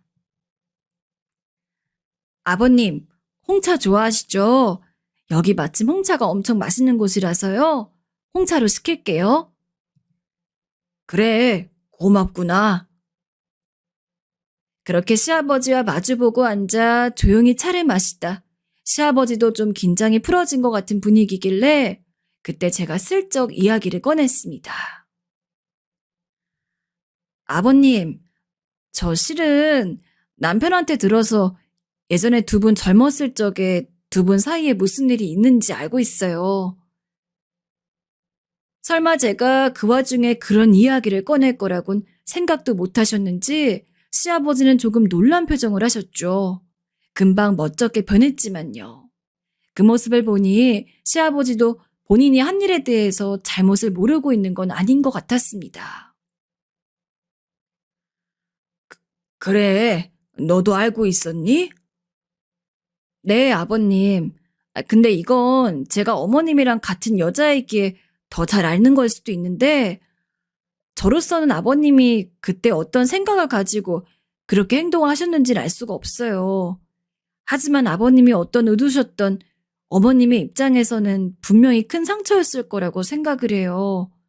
만약에 지금 제 남편이 아버님이랑 똑같은 행동을 했다면 정말 솔직한 심정으로 전 이혼까지도 고려할 수 있을 것 같아요. 제가 그만큼 남편을 사랑하기 때문에요. 사랑하지도 않는 사람이 바람을 피워봤자 무슨 신경이 쓰이겠어요. 하지만 너무 사랑하니까 그 사람이 내가 아닌 다른 사람을 봤다는 것이 화가 나고 슬프고 속상할 것 같아요. 그러냐? 어머님도 그러지 않았을까요? 아버님이 과거 행동에 대해서 조금이라도 어머님한테 미안한 마음이 있다면 저는 꼭 아버님이 어머님께 진심으로 사과를 했으면 좋겠어요. 며느리로서 이 집에 들어왔지만 저한텐 어머님도 아버님도 무척이나 소중하거든요. 그래서 두 분이 헤어지는 걸 보고 싶지가 않아요. 이렇게 아버님 불러서 말씀드리는 게 예의 없어 보일 수도 있겠지만 그냥 지금처럼 저는 동서들이랑 서방님들이랑 어머님, 아버님 이렇게 모두 모여서 밥 먹고 웃고 떠드는 시간이 너무 좋아요. 아버님도 어머님이랑 헤어지고 싶은 게 아니라면 사과하는 거에 대해서 한번 생각해 보실 수 없을까요? 최대한 진심을 다해 제 마음을 시아버지에게 전했습니다. 그랬더니 시아버지도 느끼는 바가 있는지 고개를 푹 숙이시더라고요. 그리고 한참을 생각하시더니 제게 물으셨죠. 그래, 네 말이 맞다, 아가야. 그럼 어떻게 사과를 하면 좋을 것 같으냐? 그제야 전 신이 나서 시아버지에게 조곤조곤 이야기를 드렸습니다. 당장 말로 하는 거는 아버님도 여러모로 정리가 안 될 수 있으니 편지를 써서 마음을 전하자고. 이제 곧 어버이날이니까 그때 마침 서방님들도 편지를 써가지고 어머님에게 드리기로 했고 그때 아버님도 깜짝 이벤트로 직접 쓴 편지를 낭독하면서 어머님에게 사과를 하면 좋을 것 같다고요. 좋은 계획 같구나. 알겠다. 나도 그럼 그리 할게. 결국 시아버지의 동의를 얻고 저희 가족은 어버이날에 맞춰서 오로지 어머님만을 위한 깜짝 이벤트를 준비했어요. 시어머니 몰래 다른 가족들끼리 모여 편지를 확인하고 남편이랑 서방님들 어렸을 때 사진 같은 걸 모아 영상 만드는 쪽 일을 하는 동서의 도움받아서 엄청 부드러운 배경음악도 깔아 감동적인 동영상까지 만들었죠. 그리고 마지막에는 시부모님의 결혼 사진까지 클라이막스로 넣어두었습니다. 그런데 왜 일이 되려고 하면 안 되는 걸까요? 시련과 고난은 왜 항상 성공 직전에 등장하는 걸까요? 저희의 계획을 실행하기도 전 일이 터진 겁니다. 갑자기 시아버지께서 연락이 오셔선 아가야, 미안하지만 난 못하겠다. 라고 말씀하신 거예요. 아버님, 무슨 일이세요? 갑자기요? 내가 사과한다 해도 이 사람이 바뀔 것 같지 않고 우리 사이가 달라질 것 같지도 않어. 그냥 원래 각자 가려던 길 가는 게 맞는 것 같다. 아버님 잠시만요. 안 돼요. 하지만 제가 안 된다 해봤자 전화기는 이미 끊어진 후였죠. 아니 이럴 수가.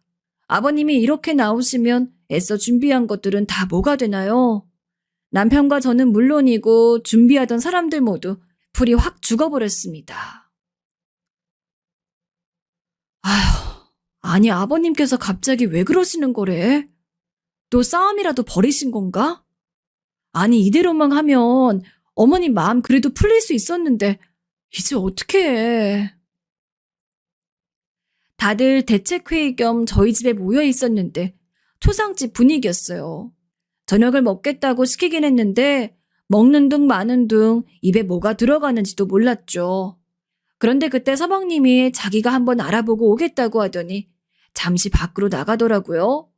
그리고 얼마 뒤 서방님이 돌아오시기만을 기다리며 있었는데 초인종 소리가 들렸습니다. 밖으로 나가보니 아버님이 서방님과 함께 멋쩍은 얼굴로 서 계시더라고요. 아버님? 그래, 어떻게 된 거냐면 말이다. 아버님은 그렇게 저희를 모아놓고선 이야기를 들려주셨습니다. 아니 내가 말이야, 이 여편 내가 오늘 밥을 안 차려놨길래 대신 부엌에 들어갔다. 솔직히 같이 살게 될 날도 얼마 안 남았는데 밥까지 안 차려놨으니 화가 났지. 그래도 내가 잘못한 게 더 크니 나라도 밥을 차려주려고 들어갔어. 근데 정성껏 다 차려놓았더니만 밥은 안 먹고 갑자기 어딜 간다는 거야. 근데 차림이 이상했어. 평소 안 하던 화장을 하고 옷차림도 너무 화려하고. 그래서 몰래 뒤를 따라가 봤는데 아휴, 니들한테 이걸 어찌 말해야 할지. 그 후 아버님의 이야기는 믿을 수 없었습니다. 네 어머니가 다른 남자를 만나고 있더라. 네? 너무 놀라서 전 그만 놀라다 살해에 걸렸고 남편도 서방님들도 믿을 수 없다는 듯 아버님을 쳐다보았습니다. 아버님은 한숨만 푹 쉬셨고 참담한 얼굴로 중얼거리셨어요.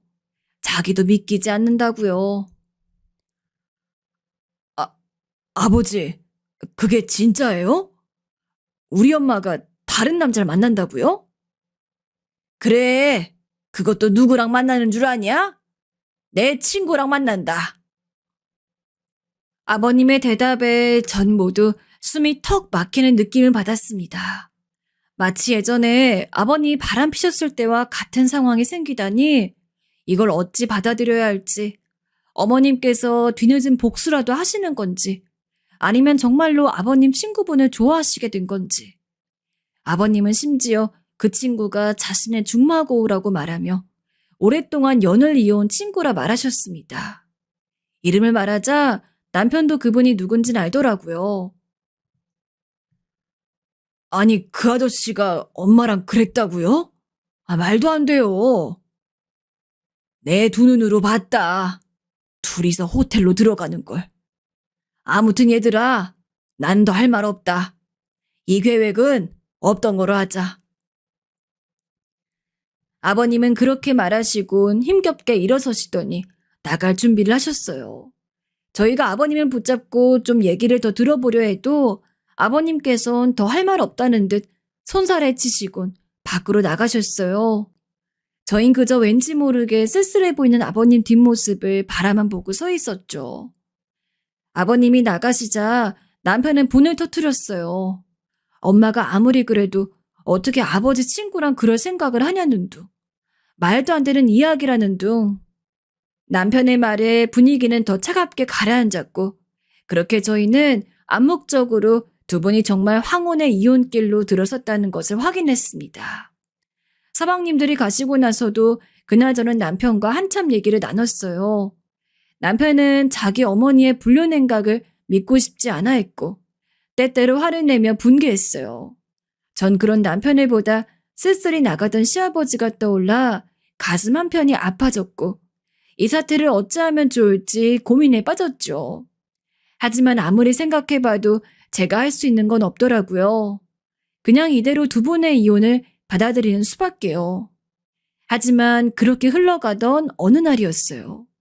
제가 장을 보러 나가던 중 시아버지에게 다시 연락이 온 겁니다. 며느라, 만날 수 있니? 내가 그리로 가마. 시아버진 저희 집으로 오늘 오겠다 하셨고 전 급히 장을 보다 다시 집으로 들어가게 되었어요.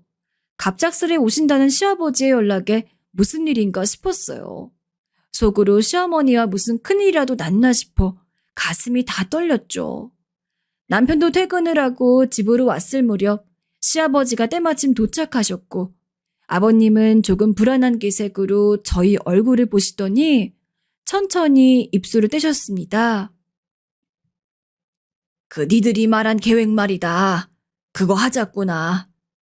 사과하고 싶다. 네 엄마한테. 네? 아버지 괜찮으시겠어요? 이해가 도통 되지 않았어요. 아버님 중마고랑 그렇고 그런 사이라던 어머님께 왜 이제와 사과를 하고 싶다는 건지. 하지만 아버님은 단호하셨어요. 이왕 하기로 한 거 끝까지 하고 싶다면서 사과하는 내용의 편지를 준비하겠다고 하더라고요. 내가 과거에 어쨌든 잘못한 건 맞지 않냐. 그건 사과하고 싶어서 그런다. 그러니 그대로 하자꾸나. 아니 아버지 그래도 니네들은 준비하던 거 계속 준비해라. 어버이날에 보자꾸나. 배웅은 하지 말아라. 그리고 아버님은 뭔가 결심한 얼굴로 저를 보시다 일어나 밖으로 나가셨어요. 저나 남편이나 어리둥절하긴 했지만 아버님 뜻이 워낙 강경하니 저희는 아버님의 결정에 따를 수밖에 없었어요. 그리고 서방님들을 다시 불러 아버님 뜻을 전했습니다. 서방님들도 저처럼 아버님을 이해하기 힘들어했습니다. 하지만 일단 아버님이 그렇게 하시고 싶다 하니 그 뜻을 들어드리기로 했죠. 저희 계획은 이랬습니다. 여느 때처럼 다 같이 모여 밥을 먹다 아무 말도 없이 어머님을 뺀 모든 가족이 하나둘 방으로 들어가고 갑작스런 상황에 어머님이 당황해하는 모습을 보이면 제가 나와서 미리 찍어둔 동영상을 들고 남편부터 순서대로 짧은 편지를 읽은 다음 마지막에 시부모님의 결혼 사진이 나오면 그때 시아버지가 딱 등장해선 본인이 쓰신 편지를 읽는 거였습니다. 그러면 감동을 받은 시어머니가 눈물을 흘리는 그런 흐름. 계획을 전부 짜고 나니 너무 떨리더라고요. 저희가 어떻게 하는지에 따라 시어머니의 마음이 바뀔지 안 바뀔지가 결정이 되는 거였으니까요. 그리고 대망의 어버이날. 시아버지와 이혼을 결심한 뒤로 굳이 가족들끼리 모이고 싶지 않은지 계속해서 거절하는 시어머니를 힘겹게 설득을 해서 온 가족이 이전처럼 다 같이 모여 식사를 했습니다. 정말 평소처럼 재미있는 이야기들 나누면서 웃고 떠들다가 제가 슬쩍 눈짓을 주면서부터 이벤트가 시작되었어요. 우선 남편이랑 제가 먼저 일어나서 방에 들어갔습니다. 아니, 쟤넨 왜 갑자기 말도 없이 방에 들어가? 벌써 다 먹었니? 어리둥절한 시어머니의 목소리가 저희가 있는 방까지 들렸습니다. 하지만 그 말에 아무런 답변도 하지 않은 채 나머지 서방님들이 먼저 일어나서 우르르 다른 방으로 들어가고 그 이후는 동서들, 마지막은 시아버지였습니다. 이게 뭐 하는 거야? 모두가 들어간 뒤 자리에서 일어날 생각도 못한 채 얼떨떨한 어투로 말하는 시어머니 목소리가 들리자 전 밖으로 나가서는 핸드폰과 거실 TV 화면을 연결해서 미리 찍어둔 동영상을 틀었습니다. 여전히 상황 파악이 안 되는 시어머니는 TV 화면만을 뚫어지게 보다 제 남편이 먼저 나와서는 편지를 읽자 무언가 자신을 위한 이벤트인 걸 눈치챈 모양이었어요. 시어머니는 처음에는 멀뚱히 화면을 보시다가 조금씩 눈물을 글썽이셨죠. 엄마, 저 엄마 아들 승환이에요. 엄마 지금까지 저희 키워주시고 고생해주셔서 감사합니다. 항상 감사드리다고 말하고 싶었는데 그간 제대로 말 못했던 것 같아요. 감사합니다. 그리고 사랑합니다, 어머니. 어머님, 저 미연이에요. 어머님, 저 처음 이 집에 들어왔을 때 말도 잘 못하고 제가 성격도 무뚝뚝해서 많이 답답하셨을 텐데 어머님이 저 찐탈처럼 아껴주시고 챙겨주셔서 너무 감사했어요. 덕분에 잘 적응한 것 같아요. 앞으로 어머님 잘 모시는 며느리가 될게요. 항상 건강하게 오래오래 제 옆에 있어주세요, 어머님. 얘네는 무슨 이런 걸 준비해? 남편과 제가 쓴 편지까지 전부 가벼운 낭독이 끝났을 무렵 드디어 동영상에는 시부모님의 결혼 사진이 올라왔습니다. 시아버지가 들어가 있는 방 근처에 서 있던 셋째 서방님이 이제 나와야 된다는 신호로 방문을 똑똑 두들기자 시아버지가 엄청 긴장한 기색으로 편지를 손에 쥔 채 거실로 나왔어요. 시아버지는 눈도 마주치지 못하고 떠듬떠듬 편지를 읽어나가셨습니다. 사랑하는 여보, 과거 내 잘못에 대해 한 번도 당신에게 용서를 빌지 않았던 것이 너무도 미안하오. 잘한 거 하나 없는 내가 뭐 그리 잘났다고 그렇게 뻣뻣하게 굴었는지. 당신이 이렇게 나랑 헤어지겠다고 하고 나서야 당신이 얼마나 많은 상처를 받았는지, 내가 얼마나 많이 잘못했는지 깨달을 수가 있었다오. 내가 정말 염치가 없는 놈이지만 부디 한 번만 나를 용서해 줄 순 없겠소? 당신한테 상처를 줘서 정말 미안하오. 그리고 사랑하오.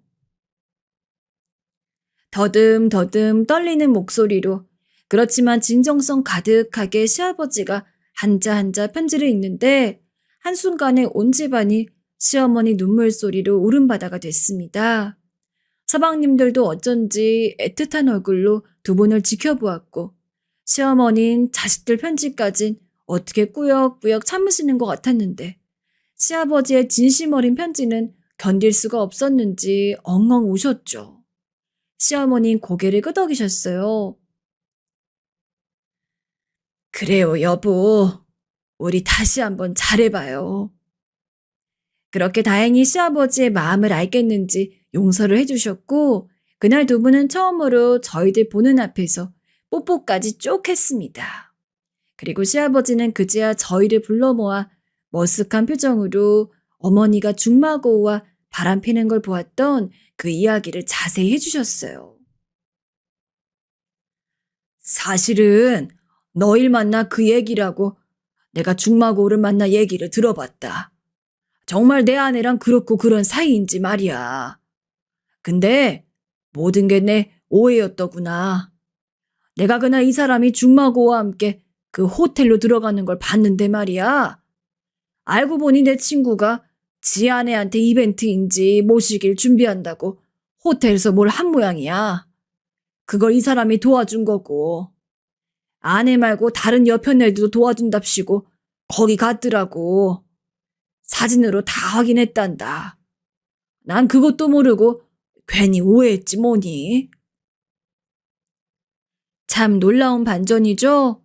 저흰 그 이야기를 듣자마자 그럼 그렇지 하는 눈빛으로 어머니를 쳐다보았습니다.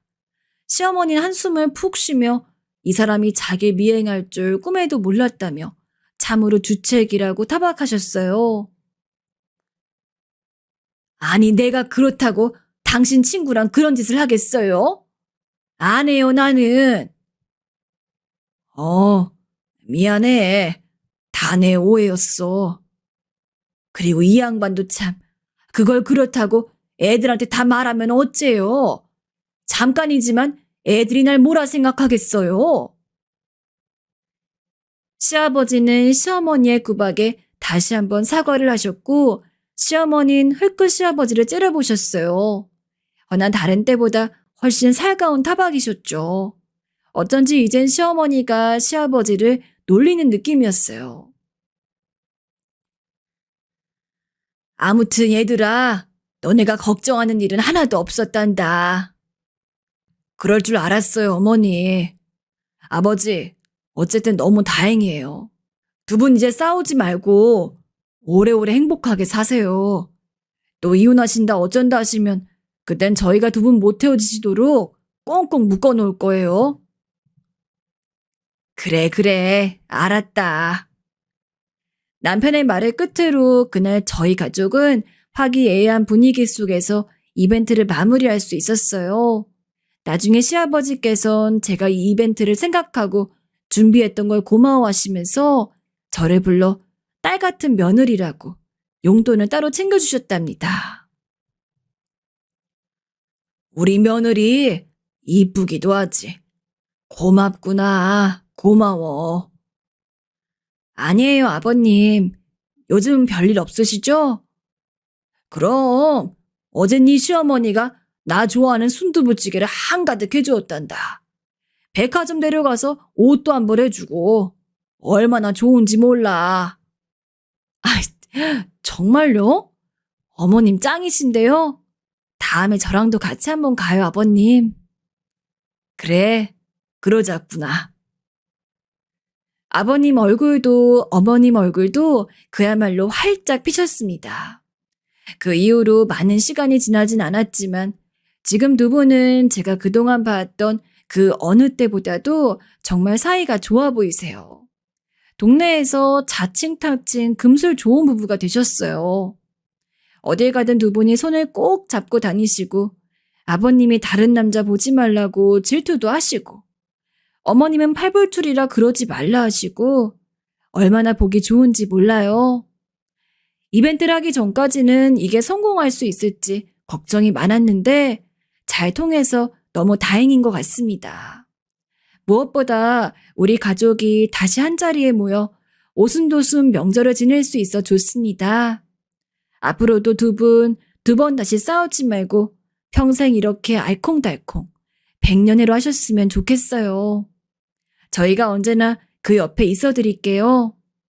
사랑합니다. 어머님, 아버님.